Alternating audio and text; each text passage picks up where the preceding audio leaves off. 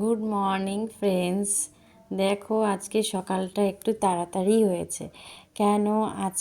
আজকে মেয়ের board exam হচ্ছে, ম্যাথ পরীক্ষা। সেই জন্য ও তো 9:30টার মধ্যে ওকে নিয়ে বেরিয়ে যেতে হবে। তাই জন্যে আমাকে সকাল সকাল উঠে ওকে খাওয়িয়ে দাইয়ে 9:30টার মধ্যে আমি বেরিয়ে গেছি। আর এদিকে আমার ভাত বসে গেছে। তারপরে এদিকে আমি ভাতও ফুটে গেছে। তারপর আমি এদিকে মাছটাকে নুন হলুদ দিয়ে রেডি করে রেখেছি।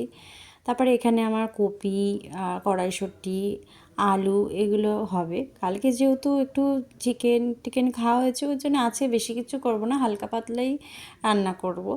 সেই জন্যে আর হচ্ছে এত গ্যাস অম্বলও হয়ে যাচ্ছে, ওই জন্য বেশি কিছু করার ইচ্ছাও নেই। তাও কপিটা করছি, তাও মেয়েকে দেবো না।